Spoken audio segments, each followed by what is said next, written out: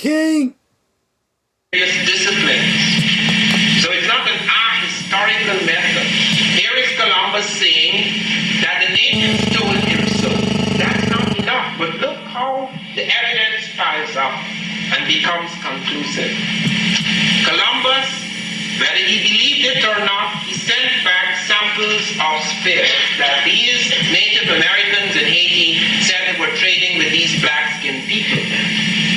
And when these spears were assayed in Spain by the Spanish metallurgists, they found to their astonishment that they were identical, not similar, identical with spears then being forged in African Guinea. These spears had the same ratio of gold, silver, and copper alloys as spears being forged in Africa. That is the metallurgical story. Apart from the oral tradition of the natives who told Columbus so, there's the metallurgical evidence. Then comes the linguistic evidence. The word they were using for these spears that these black traders had brought in boats was guani. And he found a range of words along the Caribbean and in parts of South America, along that Atlantic coast of America. We found the word for gold, and for these gold-tipped spears were identical with the words along the Atlantic coast of Africa. Ghana, the name of a great African empire, the word means gold, it also means war leader. Ghana, Ghani, Ghanin, Guana, Guanabo, all of these words linked. The same words appearing in Africa and appearing in America on the same Atlantic coast crossed by the ocean. And then we find other strange words. Words not connected at all, yet meaning the same thing. Arbitrary words. Nuka, nuke. On both sides of the Atlantic, it's a gold word. It's used for certain types of jewelry. And Africans were particularly adept at the development and cultivation of special kinds of gold jewelry. A whole range of words. Tumbaga. All of these things connected with the gold trade are passing from one to the other. And then when we leave the linguistics, we find something even more astonishing. That the Portuguese who entered West Africa very early, about 50 years before Columbus, saw a cotton growing plentifully along the Atlantic coast of Africa. Assuming it to be African, they took this cotton, this is before Columbus, 30 years before Columbus at least, and planted it into one of the Cape Verde Islands just off Africa. And when botanists studied this cotton, assuming it to be African, they put it in the lab, they found it was Gossypium hirsutum var. Okay, don't get confused by the strange terminology. Gossypium is cotton, hirsutum is an American brand of cotton, var is the variety punctatum. The variety punctatum of the hirsutum is not African. It is never formed in Africa. It could not have formed in Africa. It was formed here. How, therefore, could it come out of America and get into Africa unless somebody brought it over before Columbus? Because it was growing in Africa.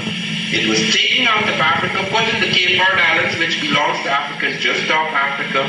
And not only that, the Portuguese said to Columbus when he came back on his first voyage that they were aware that Africans were leaving in large boats going far to the west with merchandise. That's across the Atlantic Ocean. Now comes the other question. How could the Africans cross? Europe has always assumed that the Africans were a boatless people, and even when they had boats, they had canoes, the little canoes that Tarzan turns over in the movie.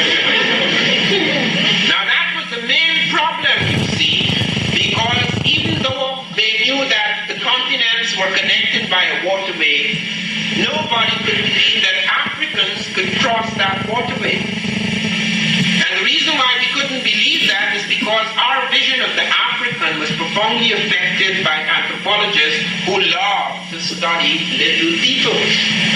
They went in the bush and they studied the little insignificant, irrelevant African. Now I'm not dismissing the African because I come from an insignificant, irrelevant part of British Guiana, what was then British Guiana. No way you could study my little how it was and get a sense of what was happening in Guyana proper. No way could you study my village and get a sense of what was happening in South American civilization. Do not for one moment believe that you could go anywhere in the world at any point of a civilization and get a sense of the civilization. If you came from outer space and went down in the Arizona desert and you just knocked around the sand and you saw a few people floating around, you wouldn't know we have atomic bombs and highfalutin computers and all of those things. If you just stood in that desert.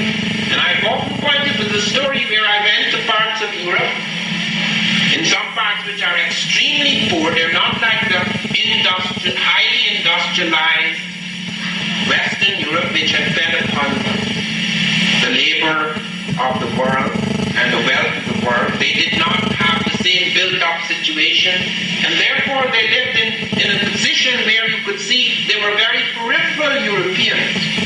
Nobody went to study the peripheral European, and whenever you see the European, you see him at his best. You go back in time, you see the great Greeks and the great Romans. You go back to the living present, you go into the living present, you see the great industrialized European. It is only recently some of you had a chance to see what lies behind the Iron Curtain and to see the kind of poverty and despair that lies in some of these places. But we judge the African always by his worst possible face. You never see the African on television unless he's starving or he has disease. You never see a parliament. Have you ever seen an African parliament? When I left London University and I went to the Dar es Salaam University, I could not believe my eyes.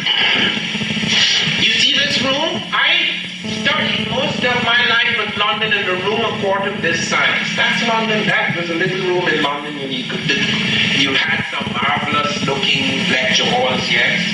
But when I went to Tanzania and I saw the African University, London University looked like a joke.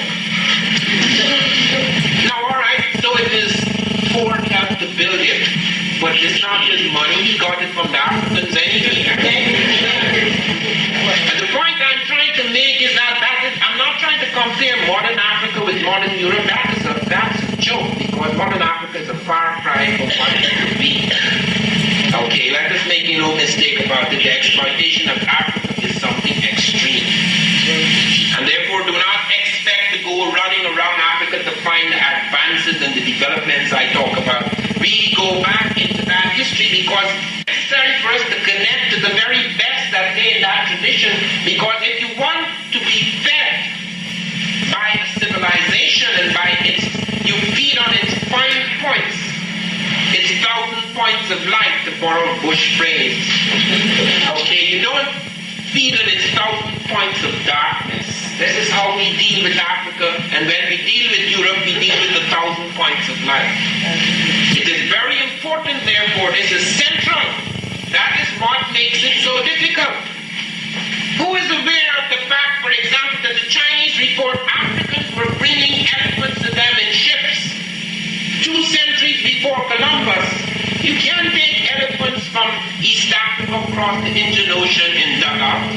If you had put elephants in the Santa Maria, Columbus would have not gone very far. And the Mughals of India made the cities and African people admirals of the Indian Ocean out of respect for their shipping. The Chinese had such a magical idea about Africans in water that most of the pearl fishes in China were Africans. So these are not the people who were new to boats. They had a range of boats both on the Niger and on the Nile. In fact, Africans spent more time trading on water than almost any other people, except those people who are on the edge of great waterways. Their waterways, the Nile and the Niger, there is no longer rivers in the world except the Amazon. So how could these people be ignorant about boats? We have found all sorts of boats on the Niger and the Nile. We found things like the catamaran of the Pacific, though it's sturdier than the catamaran of the Pacific, the jointed dugouts. We have found power canoes in Africa, 48 men on board, 24 24 rowing, 24 resting that could go from Puerto Rico to Venezuela in one day. We have found ships that were older than Christ, 1,000 years before Christ, along the Lake Chad, along the Niger as well, the papyrus reed boat, which could cross the Atlantic. When Heyerdahl, the Norwegian explorer, pointed out that the Africans had ships that could cross the ocean thousands of years ago, people mocked. Papyrus reed boat, said the scientists. If you put papyrus reed in the ocean, it would get waterlogged and sink. And they actually proved it to their satisfaction. They took a big piece of papyrus reed and they put it in a lap tank and it sank. And Heyerdahl said, if I were to take a piece of the Queen Mary, which is made of iron, and put it in a lap tank, it would also sink. So flying in the face of these experiments, Heyerdahl actually had Africans, Abdullah the Jibrin and the Buduma people on Lake Chad build a papyrus reed boat. And in 1969, the Africans, having reconstructed a boat that was used long before Jesus, put it on the Atlantic from Safi in North Africa and brought it all across the Atlantic without steering.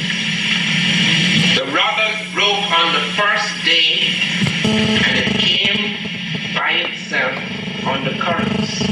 Nobody even bothered to enter into that study. That land and water are two totally different things. Land, once you are not hit by great tempests, and once you are not stilled by calms, water is easier to travel on than land. Heyerdahl showed that on the map, when he was coming from one of the Pacific Islands, the map said 4,000 miles. When he clocked the time, it was 1,000 miles. Why? Because water is alive. It moves. This is a spinning star. It spins the water with it. The water moved. The ocean moved 3,000 miles in his favor. When he tried to get back, the ocean moved 3,000 miles against him. It took 7,000 miles to get back, 1,000 miles to come forward. You're really dealing with different phenomena. And most of our anthropologists who know nothing about rivers and oceans, land lovers all who went into bush land to study little beetles, to study all their bearings and vectors, they had no idea what they were dealing with. The capacity to cross oceans existed for thousands of years. And it is far easier to cross the Atlantic for Africans than to cross the Sahara. It is 4 times more difficult to cross the Sahara than to cross the Atlantic. They discovered Africans had compasses in their caravans.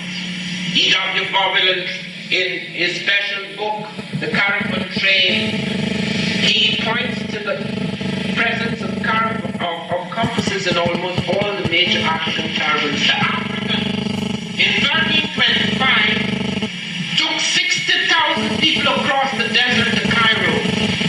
Do you know what that means? Do you know the kind of organization and technology it involved? Do you know what it is to feed 60,000 people in the desert? Crossing the desert all the way from West Africa to Egypt. You must have mastered the art of preserving food. You must have mastered the art of finding water, because that desert is not a joke. It's not like the ocean. The ocean is alive. You go on those currents that move from Africa. There are 3 currents off Africa. One of them, the Cape Verde, spins you into the Caribbean or the Gulf of Mexico. The other one, the Senegambico, spins you to South America, into the Caribbean, into the Gulf of Mexico. The Southern African current does that, the same thing. There are no currents from Europe that spin you towards America. Europe is 3,000 miles away from America. Africa is only 1,500. Europe does not have the advantage of those currents.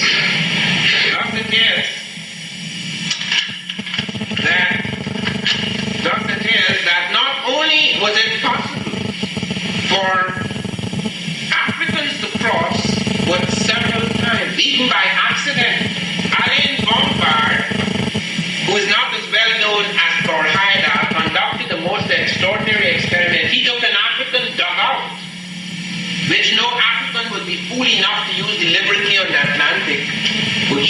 worst ship. He took the African dugout without a sail, without a crew, without food or water, and crossed from Africa to America in less time than Columbus or Vespucci. He went further.